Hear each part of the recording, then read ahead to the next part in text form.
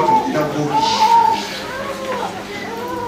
Première chose, bien-aimé, je vais vous parler d'une relation. Je calme beaucoup. Ça te menace, c'est dur, ça blesse. C'est la vérité, papa. Ok. Ce que les bonnes compagnies peuvent faire. Je vais vous parler d'un homme dans la Bible. Il s'appelait David. Et il a rencontré un autre homme qui s'appelait Jonathan. Jonathan et David. Bien-aimé dans le Seigneur, la Bible dit dans 1 Samuel 18, verset 3, que David, bien-aimé dans le Seigneur, aimait Jonathan. Oh mon Dieu, 1 Samuel verset 3. Il aimait Jonathan comme lui-même, comme son âme. David aimait Jonathan comme son âme et Jonathan aimait David comme son âme. Et c'était deux guerriers. Et c'était deux personnes qui avaient la crainte de Dieu, qui n'avaient pas un mauvais cœur. Voilà une alliance positive. Voilà une compagnie positive. 1 Samuel 18, verset 3. Regardez, à cause de l'alliance entre David et Jonathan, dans 1 Samuel 23, verset 18, le père de Jonathan, qui était le roi Saül, voulait tuer David. Et c'est à chaque fois, Jonathan, les plans mauvais de son père, et partait les révéler à David. Et disait David, ne passe pas par ici, va comme ceci, parce que mon père a tendu l'embuscade ici. C'est ce type de compagnie que vous devez chercher. Et ça se trouve dans la prière. Vous devez prier, Seigneur, mets sur mon chemin uniquement les bonnes personnes. Je vous l'ai dit, et je vous l'ai dit, quand je me suis converti, je sais que beaucoup d'entre vous prient et jeûnent pour l'argent et la richesse. Mais j'ai prié, quand j'avais été enseigné par Dieu sur l'influence des compagnies, sur l'influence de l'environnement, j'ai commencé à jeûner et prier pendant des mois et des mois, parce que je disais à Dieu, éloigne de moi les mauvaises compagnies et mets uniquement autour de moi des personnes qui vont m'aider à croire qu'il est mieux grandir avec eux. Et j'ai fait prier longtemps. Et je vais vous dire, frère, si je suis au niveau dont vous me voyez aujourd'hui, c'est grâce à ces prières-là. Parce que Dieu a toujours été fidèle en éloignant de moi les mauvaises personnes. En me montrant les mauvaises personnes. Quand les gens m'approchent, ils sont fausses. Ils sont faux, pardon, je les connais. Ce n'est pas compliqué.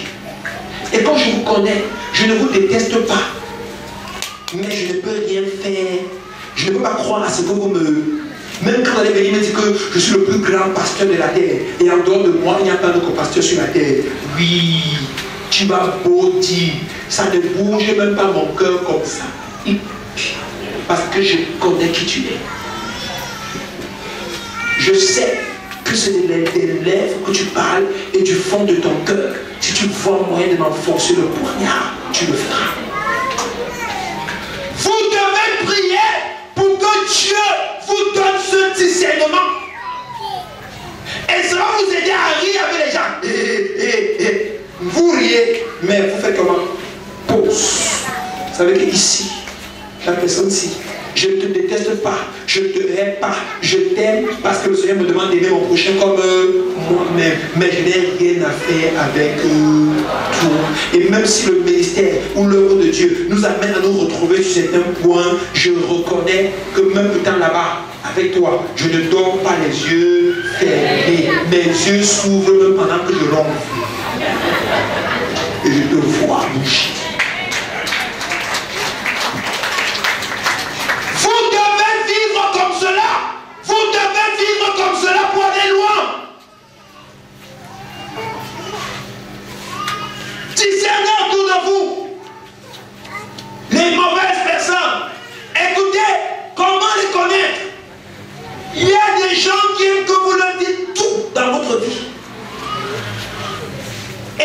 semblant d'être trop gentil. Fais attention à ces gens-là. Pourquoi tu veux connaître tout sur moi? Et parfois même venir inventer. Tu fais comment avec elle? Tu fais comment? Non, c'est une mauvaise personne. Une bonne personne, quand elle est en relation avec toi, ne cherche pas à entrer dans... Non. Je vous dis vrai, même quand c'est un partenaire de prière, et elle me dit que, je te dis toutes mes choses, mais toi, tu ne me dis jamais tes choses. Pourquoi tu veux que je te dise mes choses? Et en plus, je ne t'ai pas demandé de me dire toutes tes choses. Invitez les gens qui viennent toujours venir vous dire, je te dis tout. Et toi, tu me dis, ça peut être une alliance mauvaise. Peut-être la personne est même inconsciente. Il y a des nouvelles que si je te dis, tu peux devenir même jaloux. David et Jonathan, c'était des bons amis. Les conséquences, David a été épargné de la mort grâce à Jonathan. 1 Samuel 23, verset 18. Voilà une bonne relation. Jonathan a préféré mourir et laisser David mourir. Diriger Israël. Je dis qu'il a préféré mourir. Jonathan était préparé à devenir roi d'Israël. Mais il a compris que David était celui que tu avais choisi, que tu avais réussi son père. Et il a préféré apporter son soutien à David. Voilà les vrais amis. Voilà les vraies alliances. Ce genre de choses, ça ne se dit pas seulement. Vous voyez, vous ressentez. Je n'ai pas dit que ça ne se mesure pas le don. Parce qu'il peut y avoir des dons en poids, des dons pour courir vos yeux avant de vous acheter. Mais il y a des gens, quand cette personne vous aime, vous sentez que cette personne, si vous aimez mais il y a des personnes, leur amour, vous sentez que lui, elle vous aime, mais c'est un peu fou. Amen. Deuxième chose qu'une bonne compagnie peut faire. Quand Samuel, en fait, Jonathan est mort. Et Jonathan avait un enfant, le seul descendant de Saül qui a survécu. Parce que Dieu s'était fâché contre Saül. Et il a dit, je vais te tuer avec toute ta maison. Donc Dieu a fait périr Saül. Saül, toutes ses femmes, tous ses enfants. Mais il a épargné l'enfant de Jonathan. Et la Bible dit dans 2 Samuel 4, verset 4, que pendant que la nourrice de Jonathan, de Méphibosheth, notez le nom, Méphibosheth, pendant que la nourrice de Méphibosheth fuyait la guerre, pendant que l'armée abattait la famille de Saül, avec l'enfant Méphibosheth, Méphibosheth avait 5 ans, et il est tombé, ses 2 pieds se sont cassés, et elle a porté la fuite avec lui, et il était paralysé. Il a été sauvé, l'enfant de Jonathan, mais il est demeuré comment? Paralysé toute sa vie. Alors, regardez l'avantage d'une bonne relation, d'un bon ami. 2 Samuel 9, verset 1 à 3. 2 Samuel 9, verset 1 à 3. Écoutez bien cette partie. Parce qu'il y a des Méphibosheth dans cette salle. Et Dieu va se souvenir de vous aujourd'hui. C'est pourquoi j'insiste de cette partie. Il y a des Méphibosheth qui m'entendent. Dieu va se souvenir de vous au nom de Jésus. Amen. Regardez, 2 Samuel 9, 1 à 3. La Bible dit quoi? David se souvint de Jonathan. Oh, attendez, ouvrez.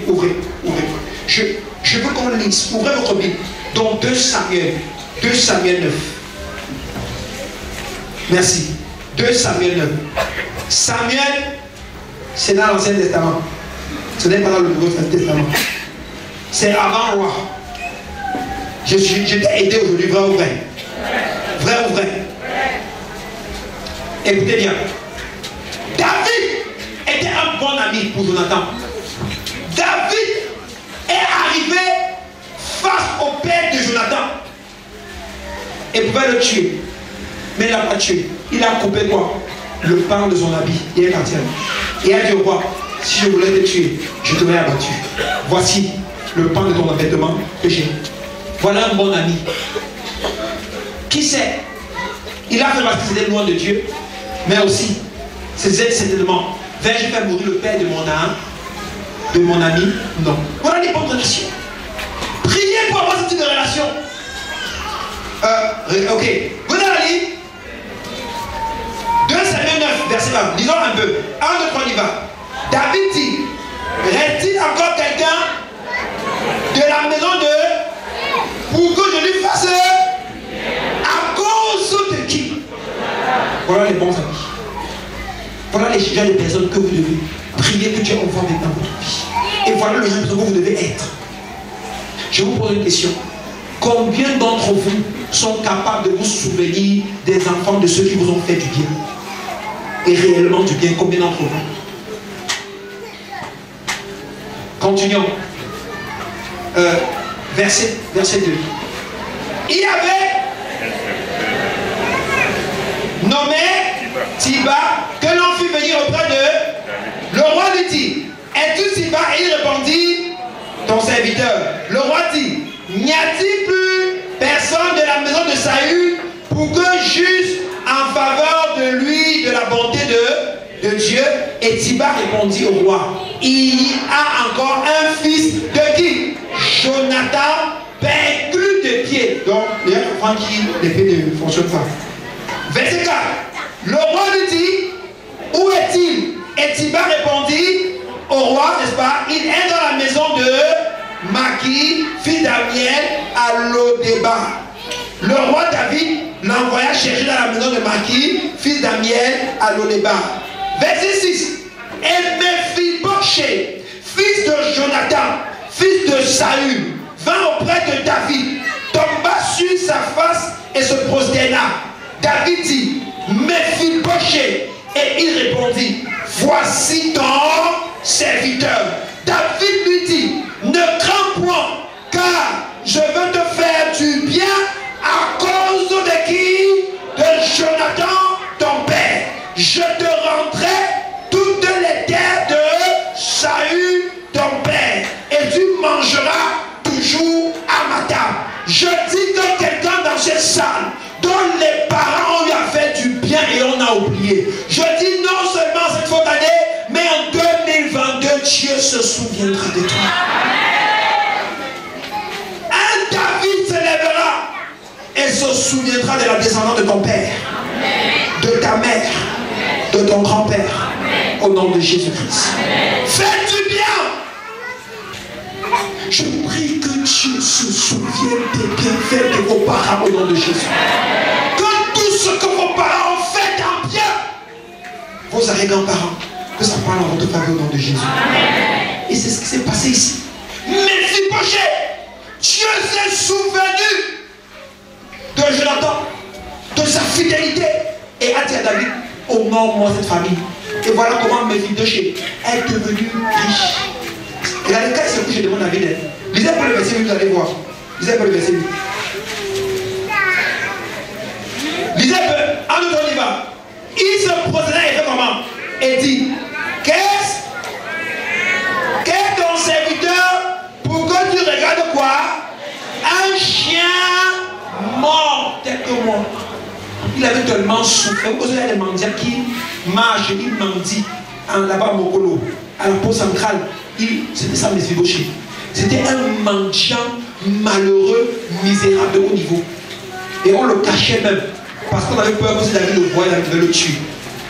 Pourquoi? Parce qu'il avait la descendance, le sang de qui en lui? C'est comme ça que les rois régnaient à l'époque. Mais Dieu, à cause de Jonathan, son père, lui qui devait mourir, a eu de la vie sauve. Voilà le genre d'amis que vous devez avoir. Je ne dis pas, écoutez-moi bien. Je parle.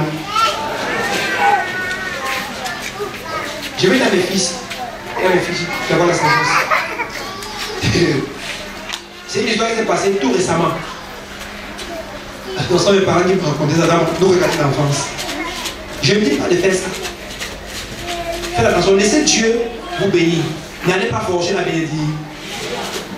C'est deux amis, dont deux de nos pères au quartier. Leur voyage pour aller à l'étranger. Et il dit à son ami que, pardon, veille sur ma femme et mes enfants. Vous avez compris la suite de l'histoire. Non, l'histoire vraie. Non, histoire vraie. Histoire vraie. On va pas s'amuser sur la suite. Amen. Et le gars, il essaie de faire comment veiller. Il a fait comment? Et comme chez lui, c'était loin pour veiller, il fallait qu'il vienne souvent m'aider monter la garde dans la mer. Jusqu'au mar. Pour que l'ennemi n'entre pas dans la famille de son. Et quand le gars rentrait dans le casier, il y avait un fruit de la protéine. Le gars avait vraiment des... jusqu'à ce que ça produise quelque chose. Voilà ce que les mauvais amis peuvent vous faire. Quand il rentrait, sa femme était enceinte. Enceinte de qui? De son meilleur à qui il avait confié sa... Faites attention, vous les maris. Vous qui aimez trop parler, vanter vos amis devant vos femmes. Arrêtez ça. Ne vantez pas vos amis devant vos épouses. Point final. Pourquoi? Parce que tu ne connais pas qui est le bon ami ou qui est le mauvais ami. Vivez simplement. Pourquoi vous voulez toujours compliquer les choses? Mon ami tel, vous les femmes. Non! Arrêtez de vanter vos maris devant vos copines. Mon mari il est comme ça. Mon mari on t'a aussi dit que toi qui sens bien là, elle ne veut pas aussi bien sentir. C'est comme ça que vous avez créé vos co-épouses. Vous-même. Marco, mon mari il est comme ça, et mon mari, ma copine elle est comme ça, toi-même tu es devenu l'intermédiaire qui a connecté les deux. Et quand lui aussi il voulait, comme tu vends ta copine là, elle est gentille, elle est travailleuse, et il ne sait pas pourquoi la vie fait comme ça avec elle. Et ton mari vous dire que, regarde-moi ça ici là, soit qu'elle lave même le sol ici là, elle est incapable de laver, qu'elle est laver, ça fait 3 jours avant qu'elle lave. Et tu vas me dire que mon amie, elle lave sa maison, elle fait comme ça, toi-même tu prépares ta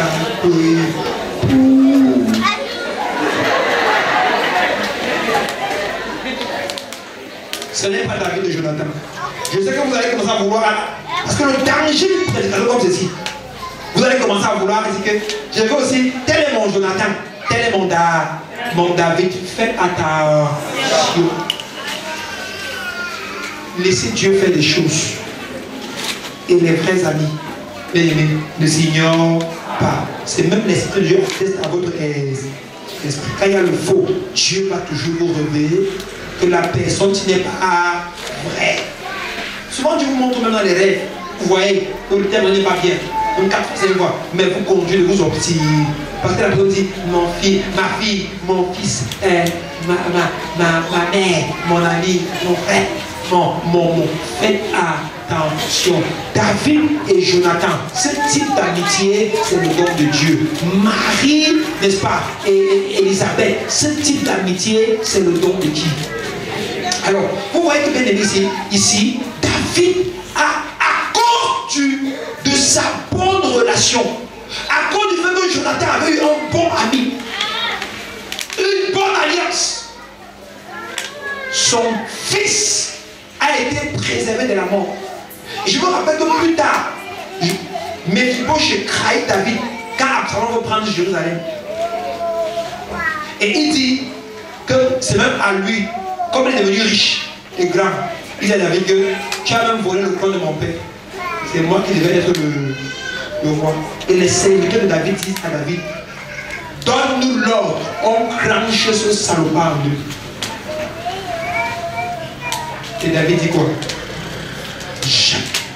C'est l'enfant de mon ami intime, de quelqu'un qui m'a aidé et de quelqu'un que j'ai aidé. Voilà. Faites attention de vouloir créer des Jonathan et des David. Laissez le Seigneur faire. Priez simplement. Priez. Et vous, vivez réservé. C'est tout ce que je vais vous dire. Vivez réservé et laissez Dieu faire les choses. Les bonnes relations vont vous aider. Grâce à Jonathan, David a eu le trône. Grâce aux bons amis, aux bonnes connexions, aux bons groupes dans lesquels vous allez être, vous allez prospérer, vous allez avancer, vous allez réussir. Mais les mauvais groupes vont vous ruiner et vous appauvrir. Vos amis sont les occulteurs de funérailles tout le temps, tout le temps, tout le temps, tout le temps. Ils vont vous rendre pauvres comme eux-mêmes là.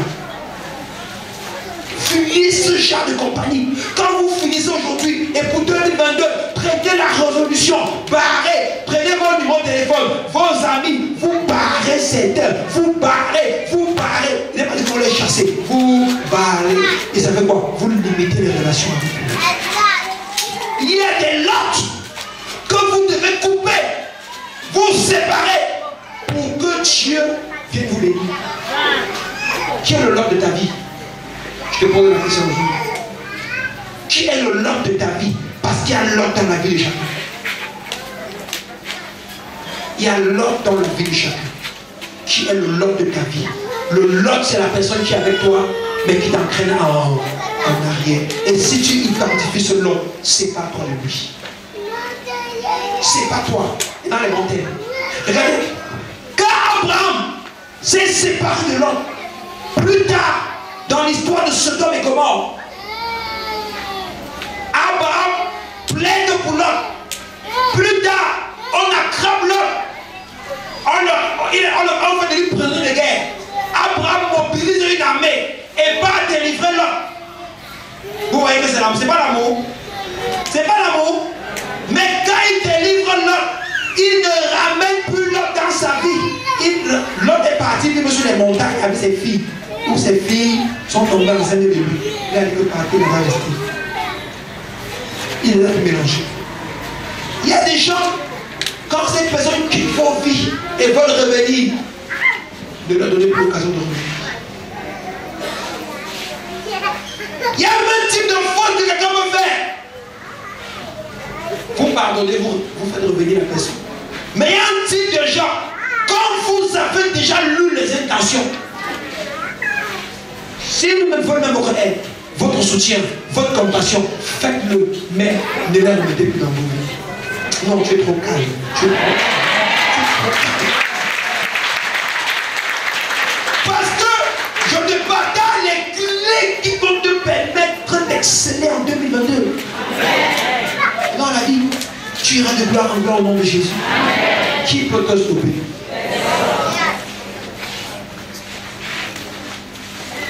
Frères et sœurs, c'est ce que le Seigneur m'a mis à cœur de partager avec vous aujourd'hui. En termes de conclusion, je vais vous donner deux clés de succès. La première clé de succès dans les compagnies et dans les relations. Bien aimé dans le Seigneur, quand tu vois en toi un grand appel, comme Marie qui a vu en elle un grand appel, comme Élisabeth qui a vu en elle un grand appel, parce que toutes deux portaient des grandes destinées dans leur ventre, va vers ceux qui portent le même flambeau que toi. Va vers ceux qui portent le même flambeau que toi. Frotte-toi à ce groupe de personnes. Frotte-toi à une communauté aussi vivante. Frotte-toi aux gens qui vont t'aider à aller de gloire en gloire pour développer ces dons, ces potentiels. Et tu réussiras au nom de Jésus. Deuxième clé que je vais te donner. Écoute bien. Quand tu as l'impression que ta vie est bloquée, que tu es fauché, que malgré tout, tu ne réussis pas, tu n'avances pas, tu ne progresses pas, tu ne prospères pas, ce que tu dois faire, bien aimé dans le Seigneur, rabaisse-toi et va vers ceux qui prient. Et leur lumière va finalement chasser tes ténèbres et tu seras contaminé et toi-même tu vas briller. Amen. Il y a un texte dans la Bible, bien aimé dans le Seigneur. Proverbe 27, verset 17. Proverbe 27, notez ce texte, verset 17. La Bible dit quoi? Le fer aiguise le fer. Le fer aiguise le fer. Ça veut dire quoi? C'est simple pour que vous compreniez. Quand les mamans veulent limer le couteau, n'est-ce pas? Et il n'y a pas la lime. Et c'est au village, il n'y a pas où elle peut partir limer. Elle dit quoi? Le couteau se coupe plus bien le dolé ou bien le légume ou quoi, n'est-ce pas? Les légumes, non. Ça ne tranche plus bien. Qu'est-ce qu'elle dit? Elle dit apportez-moi un autre couteau. Et on prend même deux couteaux, n'est-ce pas? Qu'est-ce qu'on fait? On fait fiam, fiam, fiam, fiam, fiam, fiam, fiam, fiam, fiam. Et après, quand elles font ça, N'est-ce pas? Et après, elle reprend, elle fait comment? Elle recommence à faire comment? À cracher les légumes. Vous voyez comment le légume commence à tomber. Pourquoi? Parce que le fer a aiguisé le fer et les deux sont devenus crachés. Quand tu te rapproches des personnes positives, remplies, bénies, même si tu es affaibli, même si tu n'es pas tranchant, ce contact va te limer et tu vas devenir tranchant.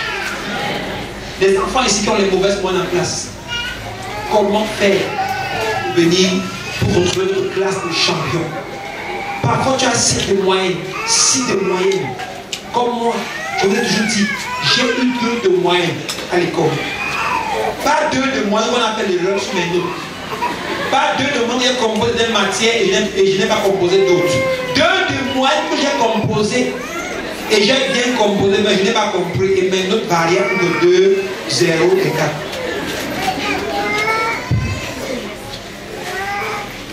Quelquefois, les classes, vous sont baisés en communauté, bon, on a fait ces jours-ci.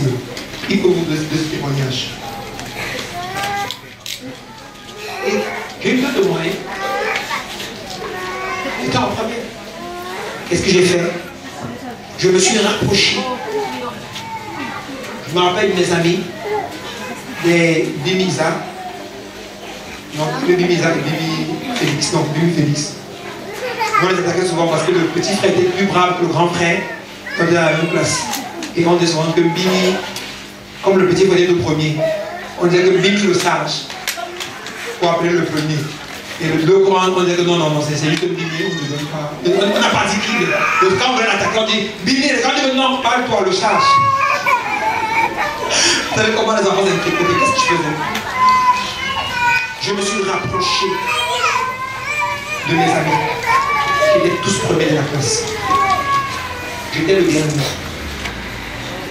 C'était normal parce que je sortais de lycée classique avec la crème. On avait fait une année blanche et je m'en vais entrer en première au Saint-Thomas d'Aquin où ils ont fréquenté toute là. Donc, conséquence, on ne peut pas être au même niveau. Donc, on a également compris, je suis perdu. Je bûche, je comprends. Je me suis rapproché du club de ceux qui étaient brillants. Et je marchais avec eux. Et ils avaient leur répétiteur. Ils s'appelaient MC. Je notre prof de physique. Mais qui était très doué. Et il avait un groupe de répétition. Je suis rentré hier matin. J'ai vu que tous faisaient des répétitions là-bas. J'ai dit maman, je sais que c'est difficile financièrement, mais je dois faire les répétitions avec un. J'ai insisté. Je me suis inscrit. Et nous, quand on faisait les cours,